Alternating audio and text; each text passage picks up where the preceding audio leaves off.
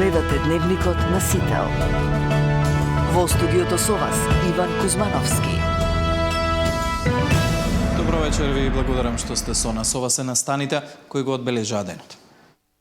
На последниот ден од законскиот рок, кривичниот суд го одобри обвинителниот акт за пожарот во Пулс. Судиката Дијана Груевска-Илиевска ќе го води предметот.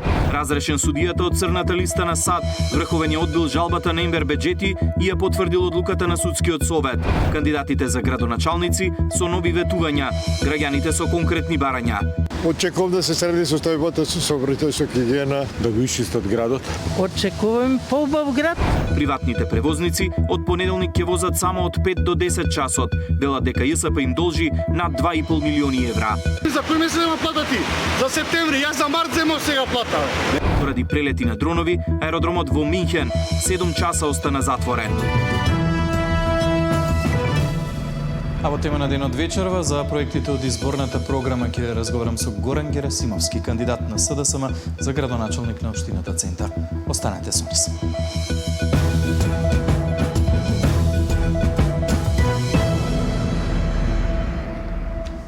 На последниот ден од истекот на законскиот рок, кривичниот суд го оцени обвинителниот акт за пожарот во дискотеката Пулс во Кочани и во целост го одобри обвинението. Акмин системот веќе определи и судија кој ќе ја води постапката. Информациите за случајот ги има колешката Деспина Тодоровска. По цели 3 месеци откако ја доби надлежноста, Скопскиот кривичен суд во целост го одобри обвинението за пожарот во Кочанската дискотека. 34 лица седнуваат на обвинителна клупа. Прво обвинет е сопственикот на дискотеката, а со обвинението се опфатени неговите 3 фирми. Помеѓу обвинетите се двајца поранешни министри за економија, Крешник Бектеши и Валјон Сарачини, 4 директори на дирекцијата за заштита и спасување кои биле на функција во последните 13 години, меѓу кои Шабан Салију кој во моментов е министер без ресор. Според обвинението, сите тие со свесно непостапување според прописите придонале за Кочанската трагедија. Објектот не ги исполнувал техничките услови за вршење угостителска дејност, немал одобрение за реконструкција, немал основен проект за реконструкција и елаборати како и посебен елаборат за заштита од пожари, експлозии и опасни материи. Не бил изработен и план за проценка за заштита и спасување, а во моментот на пожарот во дискотеката имало двојно повеќе лица од дозволеното. Ваквото обвинение кривичен го одобри денеска на последниот ден од законски предвидениот рок. Оттаму појаснуваа дека изминатите 3 месеци се соочиле со низа проблеми. Прво со доставување на обвинението до сите странки, со оглед дека се работи за 37 лица и 33 адвокати. Во меѓувреме од Советот за оценка на обвинението морале да бидат изземени 2 судики. Судиката Билјана Коцевска побарала изземање бидејќи незината ќерка е бранител на дел од осомничените, а судиката Бранка Наумовска поради роднинска врска со една од жртвите. Поради конфликт на интереси од постапување во кривичниот совет бил изземен и судијата Ивица Стефановски. И покрај овие предизвици од судот велат дека постапиле најефикасно што можеле, имајќи го предвид јавниот интерес и чувствителноста на над 250 оштетени лица и семејствата на загинатите во пожарот. Според АКМИ системот, предметот ќе го суди судиката Дијана Груевска-Илиевска, а датумот за одржување на првото рочиште ќе биде одреден во следните денови. Откривичен информираат дека Груевска-Илиевска е судика со 19 годишен стаж, а изминатите години ги судеше предметите подкуп против екс-премиерот Заев, случајот Ласкарци, а беше дел и од судечкиот совет за организаторите на 27 април.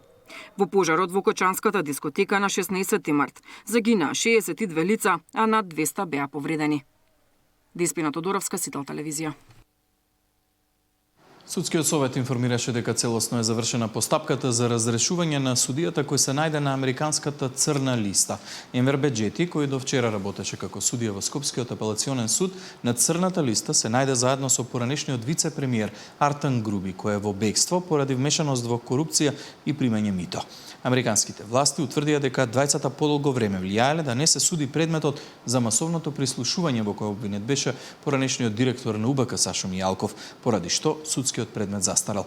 Постапката за утврдување одговорна за судијата Беџети почна судскиот совет, кој првен го казни парично откако се најде на црната листа, беше разрешен. Според соопштението на судскиот совет, Беџети бил разрешен во мај годинава, потоа се жалел пред Врховниот суд, но минатиот месец највисокиот суд одлучил дека Беџети повеќе нема да работи како судија. Тројцата обвинети за пожарот во Вардариште признаа вина и рекоа дека се каат што незаконски собирале старо железо и акумулатори. Се понудиле сами да го исчистат просторот, но не добиле одговор од надлежните. Пресудата ќе биде изречена идната недела. Собствениците на диви депонии во Вардариште седнаа на обвинителна клупа. На првото судско рочиште тројцата обвинети признаа вина и рекоа дека се каат што незаконски собирале старо железо, акумулатори и други метали. Мејсут Мемиши, Алмира Сани и Флорина Рифи, според обвинението, речиси 5 години носеле и складирале отпад во Вардариште. Дивите депонии биле откриени дури по пожарот од 31 август кој го покри цело Скопје со црнчат и непријатна миризба. Обвинетите вршеле оставање, фрлање и непрописно транспортирање на отпадот со што создале диви депонии и така го сториле кривичното дело за грозување на животната средина и природата со отпад. На тројцата обвинети им се заканува затвор од 3 месеци до 3 години. Тие во меѓувреме предложиле и сами да го отстранат отпадот, но според адвокатите не добиле конкретни одговори од општината Газибаба, градот Скопје и Министерството за животна средина. Немаме доказ и воопшто и го немало, не е доставен дека пожарите сега што се појавуваат конкретно и на Вардариште и на други места, ама конкретно за Вардариште, не се на местото каде што бил отпадот на обвинетите и на другите обвинети. Него се на други места. Обвинетите за загрозување на животната средина со отпад пресудата ќе ја слушнат во среда. Од јавното обвинителство велат дека се уште истражуваат како настанал пожарот во Вардариште. Сега местото го обезбедува полицијата. Зоран Јаневски, Сител телевизија.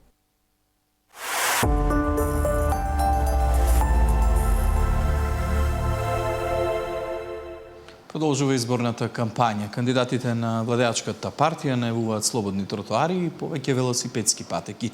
Орце Ѓорѓиевски најавува пешачка зона на рекорд. Мицковски пак ги повика гласачите да не го трошат гласот на непринципијални коалиции. Ослободени тротоари и велосипедски патеки во Чаир, како и прогласување на мал ринг во центарот на Скопје за пешачка зона, ќе бидат едни од првите приоритети на Орце Ѓорѓиевски доколку стане градоначалник на Скопје.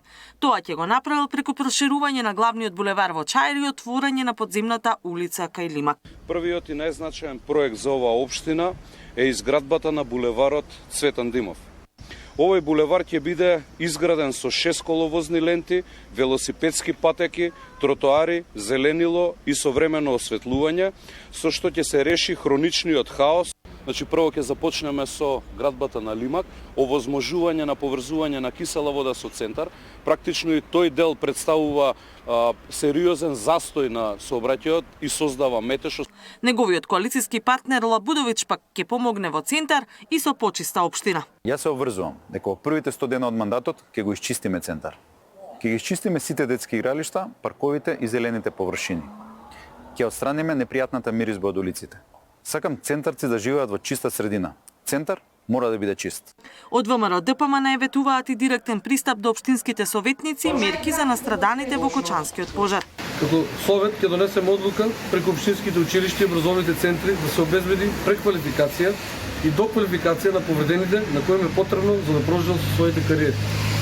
Со одлука учениците ќе добијат стипендии, а за оние што изгубиле наставната година ќе обезбедиме целосна финансиска и стручна помош за подготовка и полагање на испитите. Партискиот лидер Мицковски пак со порака до гласачите да не го трошат гласот на, како што вели, непринципилната коалиција Венко Али Димче, посебно критикувајќи го однесувањето на левица. Членовите на оваа политичка партија Левица како дел од така наречената шарена или обоена револуција кога уништува, бојадисува, палеа државен имот, кога уриваа држава. Ги видовме понатаму како добиваат скапо платени хонорари од специјалното јавно обвинителство. Во последно време сведоци сме како влечат партиски пари за личните удобства и луксузи. Владеачката ВМРО ДПМН вечерва ќе одржи митинзи во Новаци, Могила и Битола. Катерина Нешкова, Сител телевизија. Кандидатката за градоначалник на Скопје од редовите на СДСМ Каја Шукова најавува реализација на системот БРТ како решение кое ќе обезбеди брз и ефикасен јавен превоз. БРТ систем за навремен, безбеден и функционален јавен превоз најави кандидатката за градоначалник на град Скопје од СДСМ. Од општина Бутел Шукова ветува дека со овој систем ќе ги поврзе северниот и јужен дел со централното градско подрачје, а со тоа ќе го реши проблемот на илјадници граѓани. Бутел ќе биде опфатен со линијата север-исток. Тоа е второто решение за кое што ќе се прави најоптималната варијанта. И конечно, Бутел ќе биде опфатен со една линија која што ќе ги поврзува двата делови на градот, меѓутоа секако и со автобуски линии ќе го поврзува Бутел кон централната линија. Ова не е само транспортен проблем. Ова е секако проблем кој што влијае и врз социјалната, здравствената и економската компонента, бидејќи Бутел на овој начин станува маргинализиран и урбано недостапен за граѓаните и на Бутел, меѓутоа и за другите граѓани на Скопје. Контрола врз загадувачите и редовно чистење на дивите депонии најави кандидатот за градоначалник на општина Аеродром. Како општина мораме да преземеме одговорност. Затоа планираме контрола на загадувачите и редовно чистење на дивите депонии. Ќе воспоставиме континуирани мониторинг на сите регистрирани и потенцијални извори на загадување со транспарентни податоци достапни за граѓаните. Паралелно ќе понудиме субвенции за граѓаните кои ќе преминат на еколошки системи за затоплување. Кандидатот за градоначалник на општина Газибава вети нова градинка во Алија Авдович, уредување на каналот и нова фекална канализација. Улиците 22 и 28 ќе бидат целосно реконструирани и асфалтирани за движењето на заселбата да биде безбедно и уредно. А со комплетна санација на водоводната линија на Камник ќе обезбедиме стабилно и квалитетно водоснабдување за сите домаќинства. На вчерашниот митинг во Аеродром, лидерот на партијата меѓу останатите критики за власта се пошегува и со нивните успеси. Филипче пред присутните порача да не биле проектите на СДСМ актуелната власт ке немала со што да се пофали. Не можам да сватам како може истиот градоначалник да ја бара довербата, сега откако покажа и докажа дека ништо не може и не знае да сработи. ВМРО ДПМН не заслужува да води ова општина која треба да биде средена, урбана, да биде пристојна, да има содржини за млади, да има културни содржини, да му биде мерак на човек која ќе биде во Аеродром. Караванот на СДСМ денеска ќе биде во Дибарца, Вевчани, Струга и митинг во Охрид. Мирјана Давидовска, Сител телевизија. Во Чаир влада е безредие, обвинува Бујар Османи од ДУИ и најавува одлучна борба против урбаната мафија. Меѓутоа вреди ја побара поддршката од пензионерите, најавувајќи им нови проекти за подобар живот во Чаир. Решавање на дивоградбите и сите проблеми кои тие ги создаваат за жителите беше денешниот фокус во представувањето на предизборната програма на кандидатот на коалицијата околу ДУИ во општина Чаир. Констатираше дека во општината влада е безредие и најави одлучна борба против урбаната мафија. И затоа влегуваме сериозно со формирање на кризен штаб, во кој што целосно правиме анализа, создавајќи регистар на овие дивоградби, создавајќи на 3D мапа во која што граѓаните со еден клик ќе може да знаат која зграда, кога има добиено дозвола, дали има добиено дозвола, кога истекува таа дозвола. Сакам граѓаните да ги повикаме да бидат чувари на градежни чувари, ако можам да кажам, во Чаир, бидејќи ова е прашање кое што е значи живот за луѓето овде. Се разбира дека легални градби ќе има, бидејќи Чаир мора да се урбанизира. Неговиот најсериозен против кандидатот вреди денеска своето внимание го посвети на пензионерите. Заклучи дека со растот на пензиите тие живеат значително подобро и најави инвестиции за подобрување на условите во пензионерските клубови. Ова има посебно значење за мене, бидејќи не сум тука само за да слушам, туку и за да сведочам дека нашите збори се претварат во реалност. Како што претекме пред неколку недели, општините веќе располага со дополнителен простор кој ќе им служи за дневни активности и поголема вклученост на општествениот живот во општината. Особено ме радува фактот што ова година пензионерите добија конкретна поддршка од владата, вклучувајќи и зголемување на пензиите. Од 1 октомври е реализирано последното зголемување, а со зголемувањето што следи во март, ова представува дополнителна поддршка.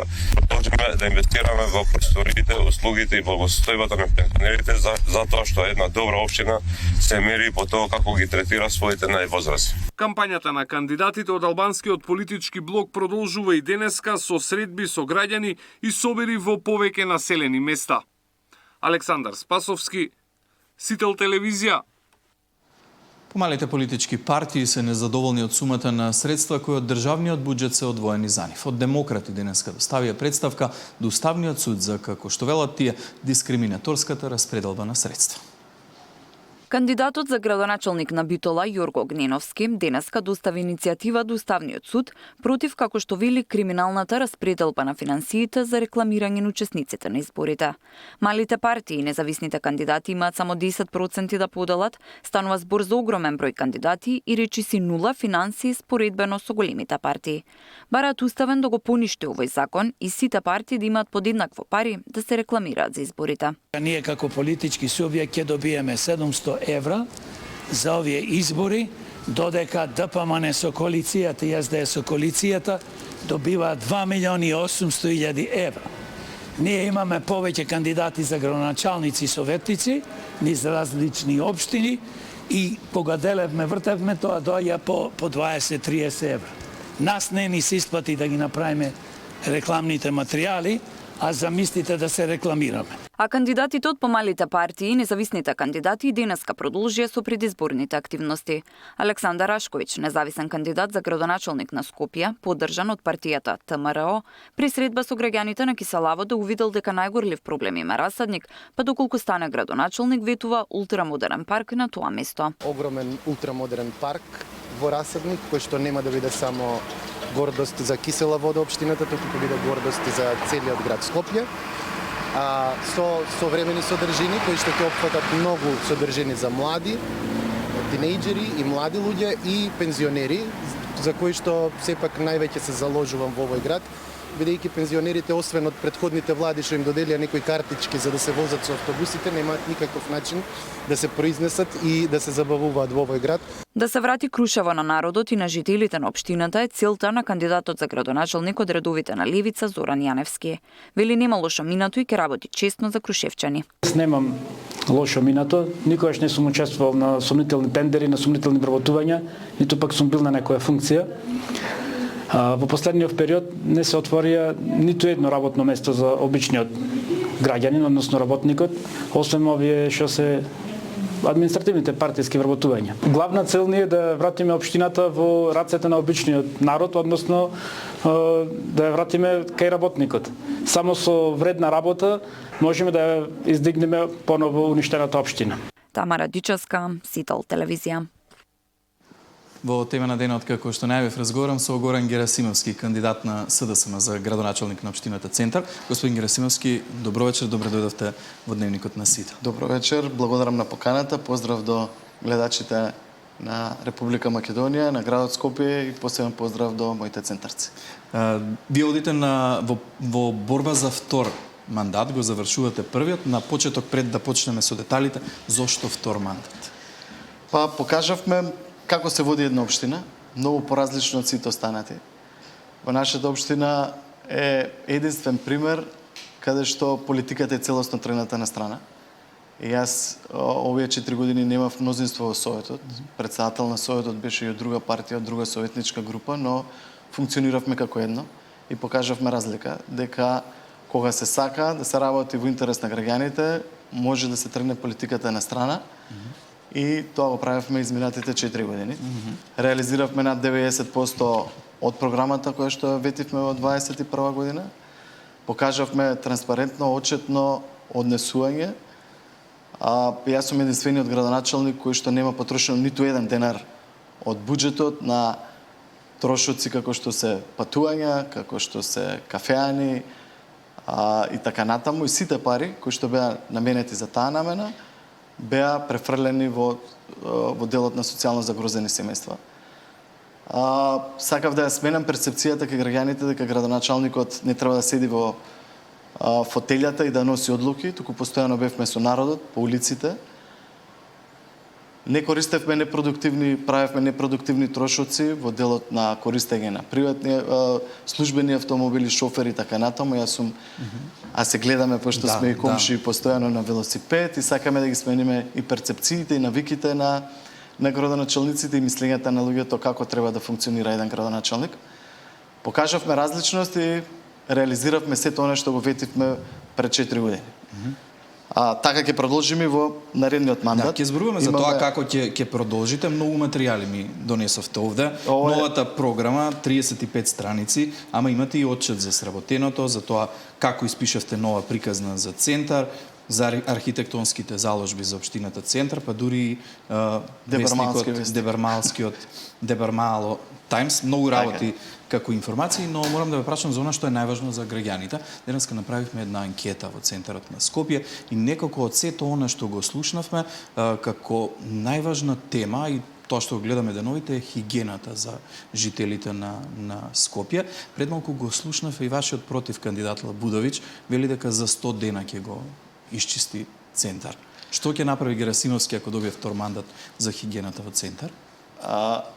Јас сум среќен што све што сработевме заедно со граѓаните. Самата програма ја пишувавме сите заедно, преку голем број на средби, преку буџетски форуми, анкети, сето она што граѓаните го препорачува за да имаме поубав живот во општината, го применувавме, односно го стававме, преточувавме во програма заедно и го реализиравме овие 4 години. На сите оние истражувања и средби, хигиената е број еден проблем во општина Центар, но и на ниво на град Скопје. Покрај тоа што купивме нова механизација и ја надополнивме истата која што ја имаме, ја возобновивме истата, купивме и нова цистерна, но имаме 120 хигиеничари кои што се нашите херои, искрено можам да кажам. Деноноќно работат, па дури во 2 смени, за да не се затрупа самата општина во смет. За жал, мојата иницијатива, иницијативата на неколкуми на градоначалници не вроди со плод да ги превземеме ингеренциите од град Скопје, односно да секоја општина има своја комунално предпријатие, своја механизација, но и сметките кои што граѓаните ги плаќаат преку сметката за водовод и комунална такса во водовод и средствата одат во комуналното предпријатие, ги плаќаат залудно, односно не го добиваат тоа за што ги плаќаат, ги покриваат своите трошоци. И дополнително правиме трошоци на граѓаните, каде што нашите вработени одат и двосменски, каде што и изнајмуваме дополнителна механизација, која што ја немаме, пошто не е тоа наша дејност да ги чистиме контингерите од кои што ствараат најголем проблем во општината. Нашите 120 хигиеничари се распоредени по локалните улички, но како што гледате изминатите години, за жал ги чистат и контингерите. Имаме редовни акции за поставување на контейнери за кабаст отпад. Морам да напоменам и ги повикам граѓаните да се подигне свеста, поради тоа што и покрај тоа што ги поставуваме контейнерите за кабаст отпад, да не ви покажувам сликите со што све се соочуваме секое утро. Да кабастиот отпад не се фрла во контейнерите за кабаст отпад, туку се остава покрај обичните контейнери кои што ни прави дополнителен проблем. Гледаме дека градот Скопје последните неколку недели го отстранува ѓубрето од контейнерите, но го остава ѓубрето околу контейнерите. Кое што не било работа. Ние секојдневно го отстрануваме. Целта ми е да во новиот мандат купиме дополнителна опрема, но и притиснеме и ги добиеме ингеренциите од градот Скопје да комуналното предпријатие се трансформира. За да имате и повеќе средства. И сите 10 скопски општини си имаме посебни комунални предпријатија. Јас сум сигурен дека со тоа решение ќе одигнеме нивото на чистота на многу повисоко ниво. И би дало вистинска слика кој работи, а кој не си ја врши. Тогаш има еден виновник, ќе знаеме кој не си ја завршил работата за која што граѓаните плаќаат. Апсолутно. Овде граѓаните плаќаат на едно место, залудно плаќаат, односно градот не ги пружа услугите, треба да се трошат за нешто друго. А ние трошиме дополнителни финансиски средства за држување на хигиена, за дополнителни часови на хигиеничарите, за возила изнајмени, за наши возила и за депонирање на сметот во Дрисла. Тоа се плюс трошоци кои што ние залудно ги правиме поради тоа што мораме да одржуваме хигиената. Некаков втор главен проблем за Скопје е јавниот превоз, тоа е главно во кампањата на градоначалниците за Скопје, ама сега многу интересно ми се отвори во вашата програма, вели набавка на нископоден автобус исклучително за потребите на граѓаните на Центар. Привилегирани или ќе бидат центарци? Па зашто да не? Како што се привилегирани за многу други работи, ќе бидат привилегирани да користат бесплатен превоз до одредени институции, до водно, до матка, до пазарчињата и така натаму за нашите повозрастни жители. Водиме огромна грижа. Имаме голем број на проекти за нашите повозрастни жители, но и за најмладите, Можам да почнам од најмладите па до највозрастните. Ајде да одиме со ред. Најавувате нова градинка со 100 места во близина на клиничкиот центар, но еден новитет кој што некако разбуди голем интерес во јавноста, двосменско работење на градинките до 22 часот. Може ли да ни го објасните ова? Што ќе значи ова? Како ќе функционира и може ли воопшто општината да го регулира тоа, градинките да работат до 22 часа? Секако дека може. Изминатите 4 години инвестиравме многу во нашите градинки и секогаш кажувам дека имаме подобри услови отколку во приватните градинки, а цената ни е 1490 денари на месечно ниво. Скоро сите градинки се реконструирани, имаме и нова градинка во општина Центар изградено изминатите 4 години, градинката Пролет, која што е една модерна урбана градинка и пример за сите останати. Што е следно, што го планираме во наредниот мандат е нова градинка во клиничкиот центар до непосредно близина на јавна соба, каде што во новиот ДУП истата исцртана и планираме да ја почнеме во почетокот на самиот следен мандат, односно во првата година од мандатот.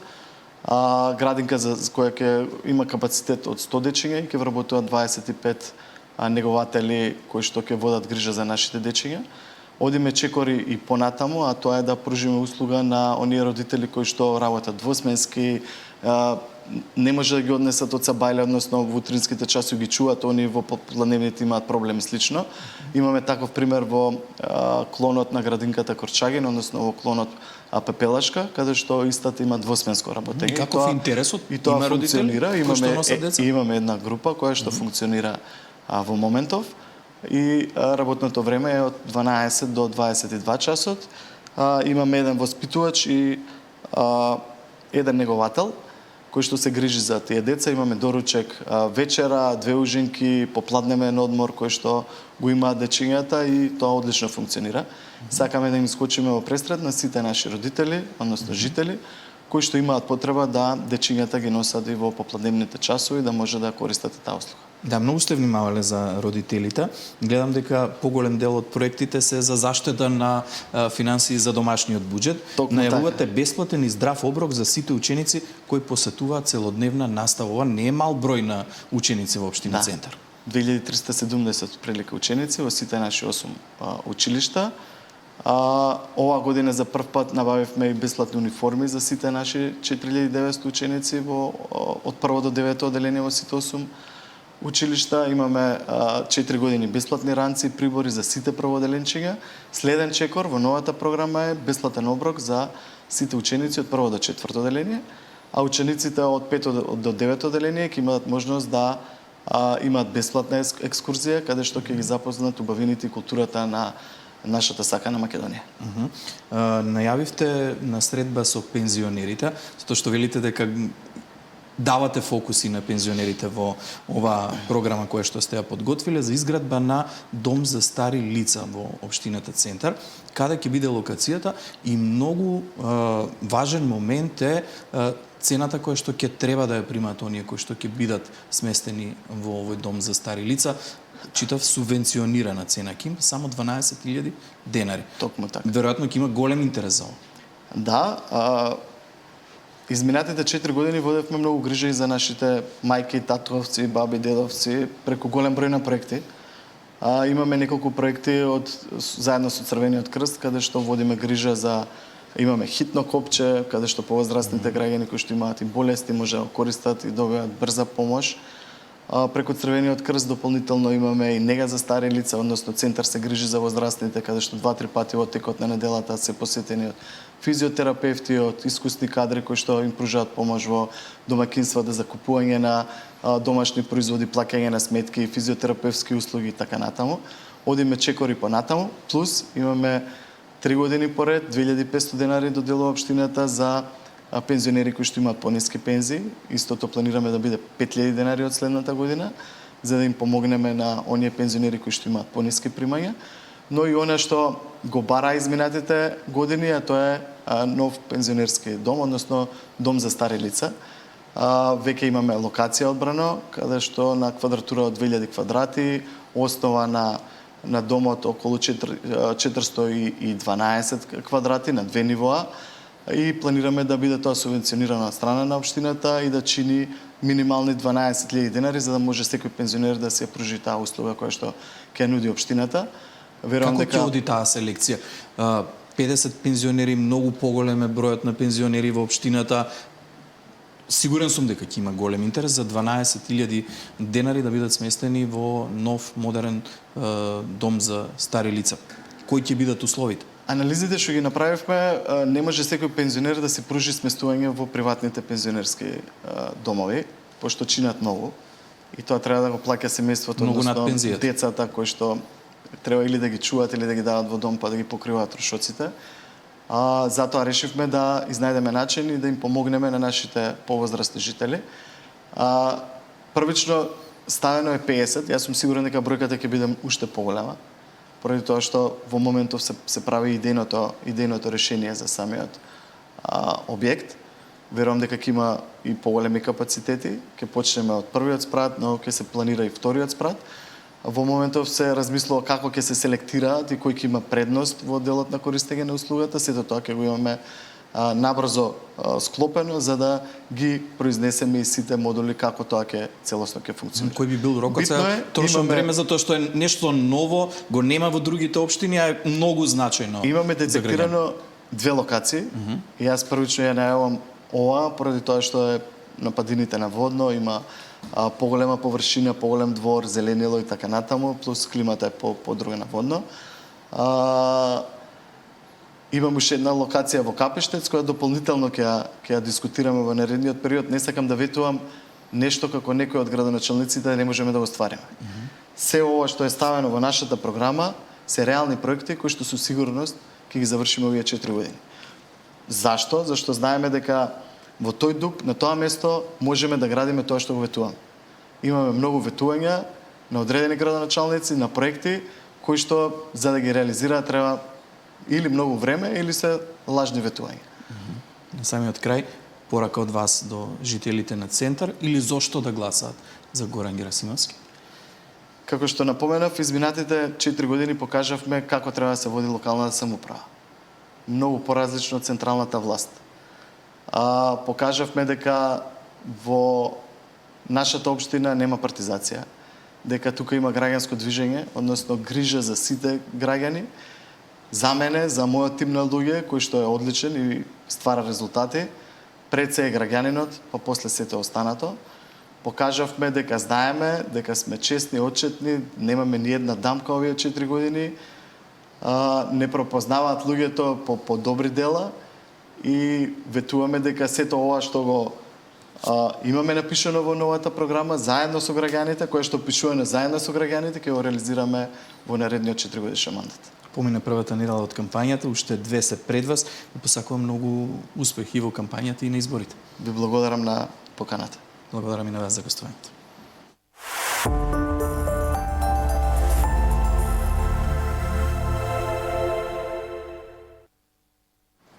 Приватните превозници од понеделник ќе возат само од 5 до 10 часот. Велат дека ЈСП им должи над 2,5 милиони евра. На пресконференцијата денеска се појави и директорот на ЈСП, кој тврди дека има долг, но не бил толку голем. Приватните превозници од понеделник ќе возат само од 5 до 10 часот наутро, ако не добијат пари од ЈСП. Велат дека јавното сообраќајно предпријатие им должи над 2,5 милиони евра, а од тие пари речиси 1,5 милиони евра се веќе доспејани. Ние без пари не можеме да продолжиме да возиме. Значи, ние ќе чекаме стрпливо до понеделник, нека не известат. Ако има пари, ние ќе продолжиме да возиме. Ние никогаш не сме правиле проблем за таа работа. На пресконференцијата дојде и директорот на ЈСП. Кушовски признава дека има долг, но според него се работи за сума од околу 970.000 евра. На приватниците им рече дека не се коректни и тераат политика. Спрема приватните превозници се плаќаат долговите согласно нашите можности и во споредба од која сум дојден јас, долгот се намалува. Но превозниците тврдат спротивно. Долгот не се намалува, туку стои и се зголемува. Мене ми должиш 3 милиона за март. Кој месец сме сега? Кој месец сме сега? Како да возам, брат? Како? Не знам. Од март до октомври колку месеци? До тука сум во издржители, до тука сум. Плата за кој месец земате, прашувам? За септември. Па за септември јас за март земав, бе. За август, за септември. Па јас за март земав, бе, другар. Да. За март земав сега, па за кој месец ми даде пари? Може да не викаш. Па не викам, ти зборам. А што е сега? Па сега кажи ми за кој месец нема плата ти? За септември, јас за март земав сега плата. Не, за септември ќе земаме, за август ќе земаме. А, за август, јас за март. Добро и? Па што бе и како што и? Како и?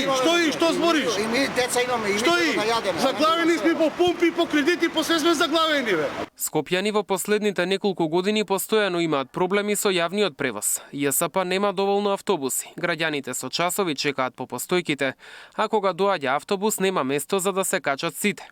Паралелно, приватниците постојано се жалат дека не им плаќаат според договорот и не можат да возат нормално.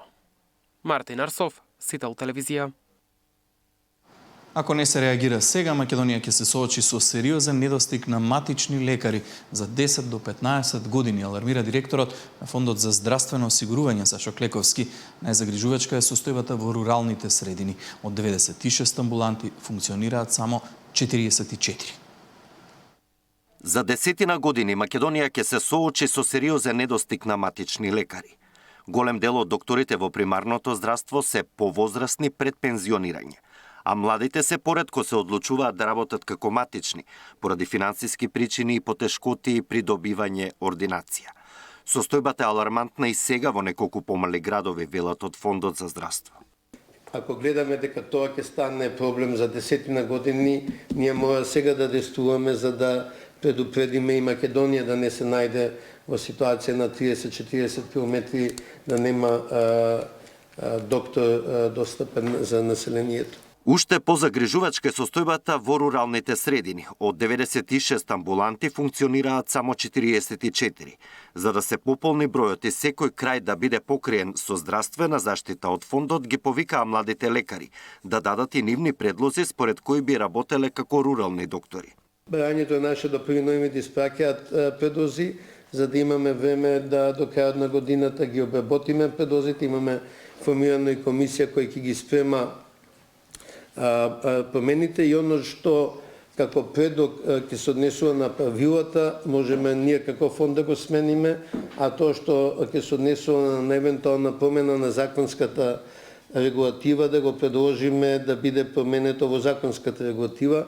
Од друга страна, специјалистите по семена медицина, кои исто така работат како матични, реагираат дека не може да земаат иста плата како општ доктор и бараат признавање на специјализацијата.